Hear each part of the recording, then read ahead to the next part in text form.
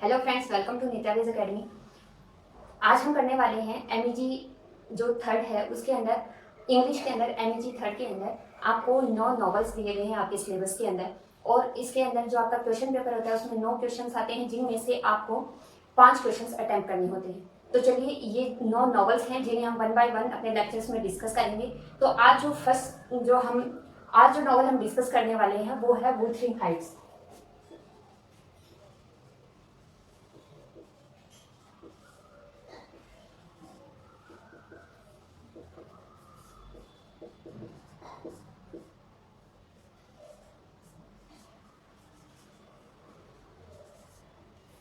MEG 3 में Wuthering Heights आपका एक नॉवल दिया गया है, जिसके अंदर से हर साल आपसे इसमें एग्जाम में आपसे क्वेश्चन पूछा जाता है और आपको इस नॉवल को पढ़ करके नॉवल में से आपको पढ़ना होता है, इसमें से आपको आंसर अटेम्प्ट करना होता है। तो चलिए, आप जानते हैं वुथरिंग हाइट नॉवल के बारे में। ये जो नॉवल है ये एमिली ब्रोंटे द्वारा लिखे गए हैं। एमिली ब्रोंटे ये एक फीमेल राइटर है। ये एक फीमेल राइटर है इंग्लैंड की, और इनका जो टाइम पीरियड है वो 1818 से 1848 तक का टाइम पीरियड है। जब हम कोई वर्क कर रहे हैं तो उससे पहले उसके राइटर या उसके पोएट या उसके नॉवेलिस्ट के बारे में जान लेना बेहद जरूरी होता है, क्योंकि जब हम क्वेश्चन अटेम्प्ट कर रहे हैं, हमारा आंसर हम अटेम्प्ट कर रहे हैं, तो हमें एक इंट्रो देना है आंसर लिखने से पहले। उस इंट्रो के अंदर आप बताएंगे कि ये नॉवल है, ये इस टाइम पब्लिश हुआ और इसका ये राइटर है, उसके राइटर के बारे में कुछ इंपॉर्टेंट 1-2 बातें हैं वो आपको लिखनी है। तो ये जो वुथरिंग हाइट जो ये नॉवल है ये 1847 में ये पब्लिश हुआ था। और ये एमिली ब्रोंटे, ये ब्रोंटे सिबलिंग्स के अंदर ये 3rd नंबर की ये थी। और ये जो एमिली ब्रोंटे है, इनका ये अकेला इन्होंने एक ही नॉवल लिखा था, वुथरिंग हाइट।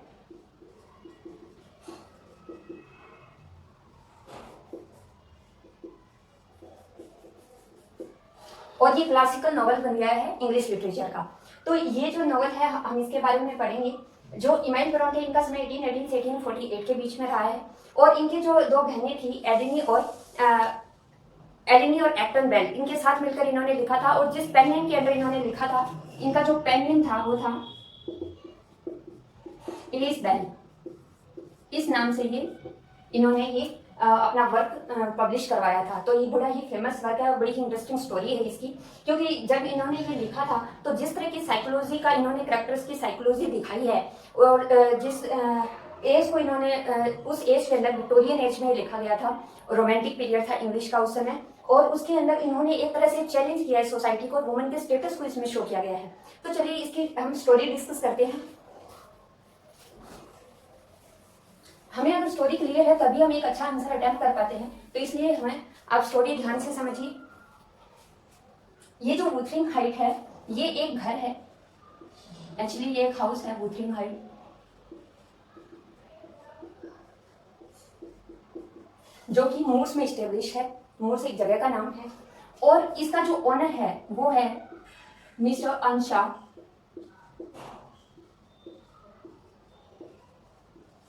मिस्टर अंशा इसके वुथरिंग हाइट्स ये जो घर है इसके ओनर है। और इनके मिस्टर अंशा की एक बेटी है कैथरीन, और इनके एक बेटा है हिंडले। और ये एक बार स्लम्स में जाते हैं और वहां से एक बच्चे को ले आते हैं। वो बच्चे की दुर्दशा देखते हैं, दया आ जाती है और उस बच्चे को वो अपने साथ ले आते हैं अपने घर पर। तो एक अनाथ बच्चे को वो अपने साथ लाते हैं और इस बच्चे का नाम है हीथक्लिफ, जो कि इस नॉवल का हीरो या विलन कुछ भी कह लीजिए, वही है मेन कैरेक्टर जो है हीथक्लिफ, वही है। और ये जो कैथरीन और हिंडले, ये दोनों जो ब्रदर एंड सिस्टर है, और इनके घर में अब एक नया बच्चा आ जाता है हीथक्लिफ। जो हीथक्लिफ है उसको ये जो मिस्टर अंशा है ये इन्हें लिवरपूल की स्लम से लेकर आए हैं। अब समय बीता जाता है, इनके घर में रहने लग जाते हैं। जो हिंडले होते हैं वो इन्हें ज्यादा पसंद नहीं करते और मिसेस अंशा भी इन्हें ज्यादा पसंद नहीं करती थी। तो जो हिंडले हैं उनकी जो नफरत है वो इनसे बढ़ती है, क्योंकि जो मिस्टर अंशा जब इन्हें थोड़ा प्यार देते हैं, थोड़े इनके प्रति सिंपैथी रखते हैं, तो जो हिंडले हमें ऐसा लगता है कि उनके प्यार को, उनके फादर के प्यार को इसने आके बांध लिया है, और इसलिए वो उनसे नफरत करते हैं। और जो कैथरीन है वो इनका फ्रेंडली बिहेव है हीथक्लिफ के साथ। अब क्या होता है कि जो हिथक्लिफ है वो बड़े होने लगते हैं ये तीनों बच्चे, और समय के साथ मिस्टर अंशा बूढ़े हो जाते हैं और इनकी डेथ हो जाती है। जब इनकी डेथ होती है तो इसके बाद में जो हिंडले है वो वुथरिंग हाइट्स का ओनर बन जाता है। अब जब तक मिस्टर अंशा जिंदगी थे तब तक तो हिथक्लिफ के साथ घर में अच्छा व्यवहार होता था, सही सही इनकी सिचुएशन थी सही। लेकिन जब इनकी मृत्यु हो जाती है उसके बाद में जो हिथक्लिफ है उनके साथ हिंडले बुरा व्यवहार करना शुरू कर देते हैं और वो चाहती है कि ये घर छोड़कर चला जाए, तो इसलिए इनके साथ बुरा व्यवहार करते हैं। और इनकी जो क्रूरलिटी है हिंडले की हिथक्लिफ के प्रति बढ़ने लगती है, वो इसे मारते भी है पीटते भी, और इनकी जो सिचुएशन है अब घर के अंदर एक सर्वेंट की बनकर रह जाती है, वो एक सर्वेंट की लेवल की उनकी बन जाती है पोजीशन। और अब वो ये लोग जो कैथरीन होती है वो ये सब देख करके दुखी होती है। अब हिंडले है वो एक मैरिड पर्सन है, इनकी वाइफ है मिसेस हिंडले। तो मिस्टर अंशा की डेथ के बाद कैथरीन को भी ऐसे लगता है कि जो इनके ब्रदर है वो इनकी तरफ पूरा ध्यान नहीं देते हैं और ये भी अकेला महसूस करती है, और इसी तरह की कुछ सिचुएशन हिथक्लिफ के साथ है। और यही जो चीज है वो इन दोनों में बॉन्डिंग का कारण बन जाती है, और ये दोनों ही हिंडले से नफरत करने लगते हैं। तो इन दोनों की जो कॉमन जो नफरत होती है हिंडले के प्रति वो इनकी बॉन्डिंग का रीजन होती है। ये दोनों एक दूसरे के प्रति इनकी फ्रेंडशिप बन जाती है हिथक्लिफ और कैथरीन की। अब ये बचपन से एक दूसरे के दोस्त हैं, तो जब भी हिंडले इन्हें घर में परेशान करता है तो इसे हिंडले से बचने के लिए घर से दूर मतलब जो गार्डन वगैरह है या खाली प्लेन्स में खेलने चले जाते थे, वहां पर जाकर ये अपना टाइम स्पेंड करते थे, बच्चे थे खेलते रहते थे, और इस तरह से अपना इनका टाइम गुजरता चला गया। अब काफी समय बीत जाता है, ये दोनों बड़े होने लगते हैं और इनके बीच में एक स्पिरिचुअल अटैचमेंट आ जाती है। हिथक्लिफ है वो कैथरीन से प्यार करते हैं, कैथरीन को लाइक करते हैं और उससे शादी करना चाहते हैं, जबकि कैथरीन की जो बॉन्डिंग है वो हिथक्लिफ से ऐसी नहीं है, वो जस्ट एज ए फ्रेंड और उनका सोल रिलेशनशिप है, वो बहुत अच्छी फ्रेंड है इनकी, लेकिन वो ऐसा कुछ नहीं सोचती है हिथक्लिफ के बारे में। अब जब हिथक्लिफ और कैथरीन बड़े होते हैं तो एक बार जब वो मूनलैंड्स में खेल रहे होते हैं तो वहां पर जब टाइम स्पेंड कर रहे हैं तो एक इवनिंग को कैथरीन को मौसम बिगड़ता है या इस तरह से, तो वो किसी पड़ोसी के घर में जाते हैं और वो था थ्रेशोल्ड पड़ोस।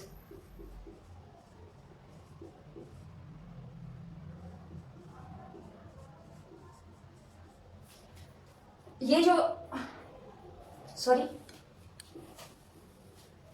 इस जो घर का नाम होता है जो उनके साउथ में होता है, वुथरिंग हाइट्स के साउथ में एक घर है जिसका नाम है थ्रेशक्रोस ग्रेंज। इस घर में कैथरीन चली जाती है, और जब ये जाती है तो यहाँ के जो इनके घर के मेंबर्स होते हैं, ये लिंटन फैमिली यहाँ पर रह रही है, ये लोग कैथरीन का वेलकम करते हैं, वो आती है यहाँ पे थोड़े रेस्ट करती है, कुछ पानी वगैरह पीती है, और जब कैथरीन जब वो लिंटन फैमिली कैथरीन से अच्छे से मिलती है, इंट्रोड्यूस होते हैं कि ये मिसेस अंशा की डॉटर है, लेकिन जब वो हिथक्लिफ से इंट्रोड्यूस होते हैं तो हिथक्लिफ को एज ए सर्वेंट के तौर पे ही वो लोग उसे इंट्रोडक्शन देते हैं, और वो समझते हैं कि हाँ, और जो लिंटन फैमिली के अंदर जो इनके चीफ होते हैं लिंटन, मिस्टर लिंटन, वो कहते हैं कि हाँ ये तो वही लड़का है जिसे स्लम ऑफ लिवरपूल से मिस्टर अंशा उठा के लाई थी।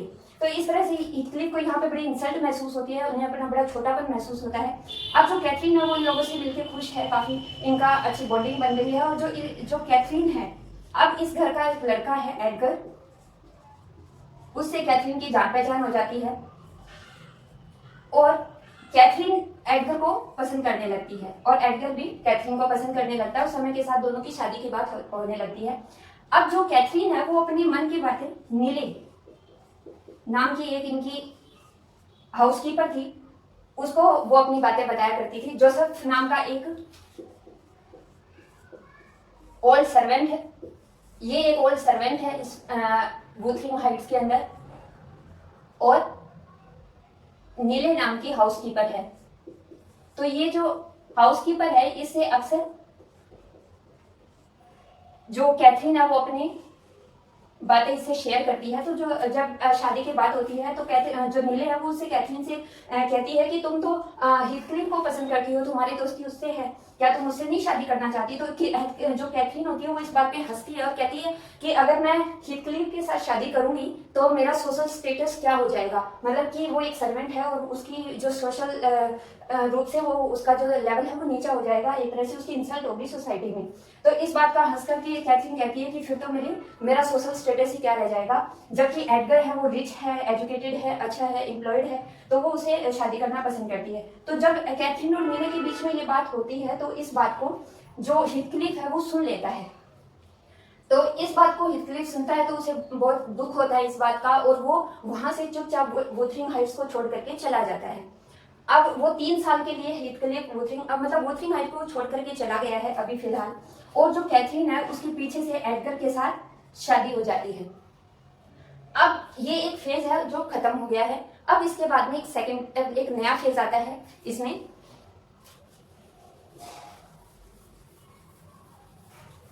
अब यहाँ पे एक पार्ट खत्म है, और जो सेकंड पार्ट है उसके अंदर जो हिथक्लिफ है, अब उसकी एंट्री होती है 3 साल बाद। हिथक्लिफ 3 साल बाद में वापस आता है। अब जब ये हिथक्लिफ लौटा है तो ये बिल्कुल बदल चुका है। Now he is a rich person. अब ये एक रिच मैन है और वेल मैनर्ड है।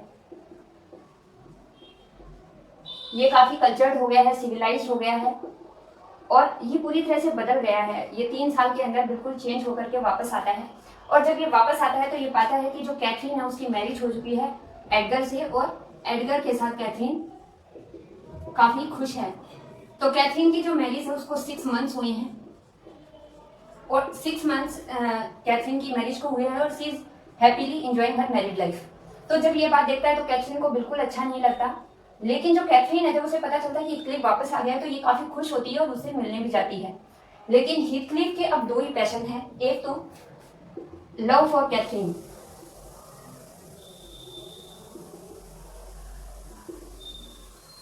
और दूसरा हेटेड टुवर्ड एनिमीज।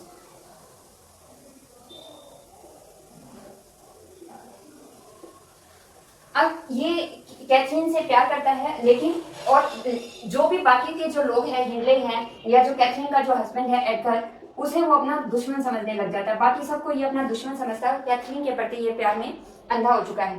तो अब इस तरह से इसके ये दोनों ही पैशन बन गए हैं इसके। ये काफी स्ट्रॉन्ग पैशन है हिथक्लिफ के। और अब वो जो कैथरीन है उसके साथ मेलजोल बढ़ाता है। तो जब ये हिथक्लिफ कैथरीन से मिलने इसके घर आता है थ्रेशोल्ड ग्रेज में, तो एडगर को अच्छा नहीं लगता, और इस तरह से एडगर और हिथक्लिफ के जो रिलेशंस हैं उनमें नफरत आ जाती है। अब समय के साथ जो कैथरीन होती है, कैथरीन की डॉटर पैदा होती है। एडगर और कैथरीन की एक डॉटर पैदा होती है जिसका नाम होता है कैथी।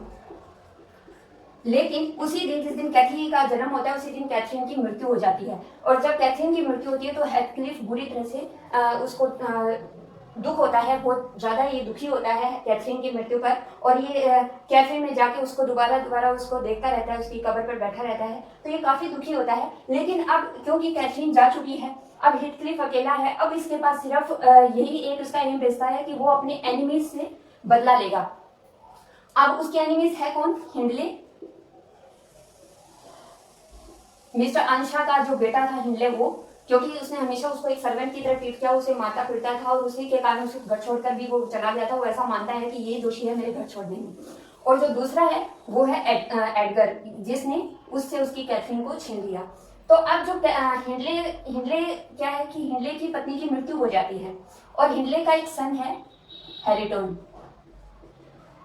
जब हिंडले की पत्नी की मृत्यु हो जाती है तो वो शराब पीना शुरू कर देता है, और इसी बात का फायदा हिथक्लिफ उठाता है। और हिंडले को जितनी भी उसकी प्रॉपर्टी होती है उस सारी को वो गैम्बल्स में, जुए में हरवा करके इसकी प्रॉपर्टी को ये एक तरह से खुद ले लेता है, उसकी प्रॉपर्टी पर कब्जा कर लेता है। और 16 साल बाद में हिंडले की मृत्यु होती है, और हिंडले की मृत्यु होने पर ये एक तरह से वुथरिंग हाइट का जो हिथक्लिफ है वुथरिंग हाइट का ओनर बन जाता है। अब दूसरी तरफ अब इसके ये बदला लेना चाहता है एडगर से। एडगर जो होता है हिथक्लिफ इसे बदला लेने के लिए एडगर की एक बहन होती है इसाबेला, वो इससे शादी करके रिवेंज लेने का प्लान बनाता है। वो सोचता है कि मैं थ्रेशोल्ड ग्रेज की जो लिंटन फैमिली है उससे तभी ले पाऊंगा जब मैं इनकी फैमिली में एंटर करूंगा, और इसाबेला से शादी करके उसे एक अच्छा मौका मिल सकता था बदला लेने का। तो इसलिए ये जो हिथक्लिफ है वो इसाबेला से शादी करना चाह रहा है, और इस बात का जब कैथरीन जिंदा थी तभी इस बात का पता कैथरीन को लग गया था और कि वो ये सब कर रहा है रिवेंज लेने के लिए। और कैथरीन इसाबेला को समझाती है कि तुम इसके चक्कर में मत पड़ो, ये सब सही नहीं है, क्योंकि वो तुमसे प्यार नहीं करता। लेकिन इसाबेला, एडगर भी उसे समझाता है, लेकिन इसाबेला नहीं समझती और वो हिथक्लिफ के साथ भाग करके शादी कर लेती है। अब जब ये इसाबेला से हिथक्लिफ की शादी हो जाती है, उसके बाद हिथक्लिफ इसाबेला को के साथ बड़ा ही ब्रूटैलिटी का व्यवहार करता है, उसे मारता है, पीटता है, शराब पी करके उसके साथ बुरा व्यवहार करता है। तो इन सब चीजों से इसाबेला उसे नफरत करने लग जाती है और वो फिर बाद में काफी पछताती है कि उसने शादी क्यों की, उसने अपने भाभी और भाई की उसे बात माननी चाहिए थी। लेकिन अब इसाबेला के उसे हेथक्लिफ को छोड़ करके साउथ में चली जाती है उसकी ब्रूटैलिटी से बचने के लिए, और वहां जाकर के ये एक अपने एक बच्चे को जन्म देती है जिसका नाम होता है लिंटन। अब एक नई जनरेशन आ गई है। अब जो इसाबेला है वो अपने जो उसका सन है, इसाबेला हिथक्लिफ का सन होता है लिंटन, और ये अपने बेटे लिंटन के साथ साउथ में रह रही है हिथक्लिफ से अलग। लेकिन 16 साल बाद में, जब लिंटन 16 साल का होता है, तब इसाबेला की मृत्यु हो जाती है और लिंटन अपनी माँ की मौत के बाद में वुथरिंग हाइट्स में वापस आ जाता है। अब वुथरिंग हाइट्स के अंदर नई जनरेशन आ गई है।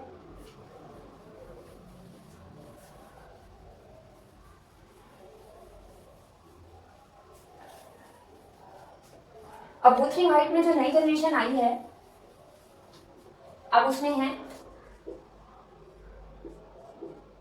एडगर और कैथरीन की जो डॉटर है कैथी, ये इसका नाम भी कहेंगे कैथरीन है, ये कैथरीन द एल्डर है और ये कैथरीन द यंगर है। कैथरीन, अब दूसरी तरफ इसाबेला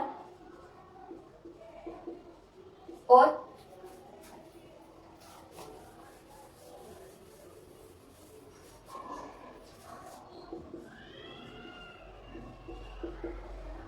इसाबेला और हिथक्लिफ का बेटा है जिसका नाम है लिंटन। और वुथरिंग हाइट में एक बच्चा पहले से रह रहा है, वो है हिंडले का सन, हिंडले का बेटा है हैरिटन। अब जो कैथी है वो अपने घर में रहती है, लिंटन है वो 16 साल तक अपनी माँ के पास है और 16 साल के बाद में वो वुथरिंग हाइट में वापस आता है। लेकिन जो हिंडले का जो बेटा है हैरिटन, ये हिंडले की मृत्यु के बाद ये शुरू से वुथरिंग हाइट में रह रहा है, और क्योंकि वुथरिंग हाइट के अंदर ही हिथक्लिफ भी रहता है, क्योंकि वो कहता है कि उसने खरीद लिया उस घर को इसके जुए की रकम देने के लिए। तो जो हैरिटन से अब जो हिंडले के प्रति जो हिथक्लिफ की जो नफरत थी, वो सारी नफरत वो हैरिटन से निकालता है, उसके साथ बुरा व्यवहार करता है, उस बच्चे को मारता है, पीटता है, उसे पढ़ने तक नहीं देता, उसे अनपढ़ रखता है, अनएजुकेटेड रखता है और इसे बड़ा ही अनसिविलाइज्ड पर्सन बना देता है। और इसलिए बड़ा खुश होता है ये सब करके, वो सोचता है कि इन लोगों ने मेरे साथ सर्वेंट जैसा व्यवहार किया और अब मैं इसके बच्चे के साथ सर्वेंट जैसा व्यवहार कर रहा हूँ। अब जो कैथी है, अब जो ये लिंटन है, ये बीमार रहता है, इसका जो हेल्थ है वो अच्छी नहीं है और इसका मेडिकल जो ट्रीटमेंट है वो भी चल रहा होता है। अब हिथक्लिफ है, उसकी अपने बेटे से कोई अटैचमेंट नहीं है, वो उससे कोई प्यार नहीं करता। जब ये लिंटन का यूज करता है हिथक्लिफ, अब उसे ये है कि जो इनका एडगर का जो घर है उस पर वो अपना कब्जा जमाना चाहता है, उसके घर को अपने अंडर लेना चाहता है, वो चाहता है कि इसका ओनर भी मैं बन जाऊं। और इसके लिए जो वो एडगर की जो बेटी कैथरीन और अपने बेटे का इस्तेमाल करता है, वो अपने बेटे से लेटर लिखवाता है, जिसके वो बोलता है उसका बेटा उसको लिखता है, इस तरह से मतलब वो अपने बेटे से लेटर लिखवा करके कैथी के पास भिजवाता है और इस तरह से इन दोनों के बीच में अटैचमेंट हो जाती है। अब इस बात का हिथक्लिफ को तो पता है कि जो लिंडन है वो बीमार रहता है और वो ज्यादा लंबे समय तक जीने वाला नहीं है, लेकिन एडगर को इस बात का पता नहीं होता और उसकी जो बेटी है कैथी, वो लिंडन से उसका अटैचमेंट हो जाता है। तो जो हिथक्लिफ है वो एडगर से कैथी और लिंडन की मैरिज की बात करता है और जब एडगर को पता चलता है कि कैथी लिंडन को पसंद करती है तो वो इन दोनों की मैरिज को अप्रूवल दे देता है, जबकि एडगर को ये पता नहीं है कि लिंडन बीमार रहता है। और क्योंकि लिंडन की भी कोई डायरेक्ट इसके साथ अटैचमेंट नहीं है, ये सब हिथक्लिफ उससे करवा रहा है कि तुम उसे लेटर लिखो, उसके पास जाओ, उससे बातें करो, उससे अटैचमेंट बढ़ाओ, जबकि लिंडन अपने स्वास्थ्य से ही परेशान है, वो सिर्फ अपने स्वास्थ्य पे ध्यान देना चाहता है। तो इस तरह से जो अब कैथी है वो शादी करके वुथरिंग हाइट्स में आ जाती है। अब जो कैथी वुथरिंग हाइट्स में आती है तो जो हिथक्लिफ है वो इसके साथ अब इससे वो ब्रूटैलिटी करने लगता है और एक तरह से अपना बदला निकालने लगता है। जो कैथरीन को जो नया पानी का जो इसको इसकी रह गई अंदर, वो इसे अब कैथरीन के ऊपर ब्रूटैलिटी करता है, उसे मारता है, पीटता है, जो कि उसकी बहू है फिर भी वो उसके साथ बुरा व्यवहार करता है।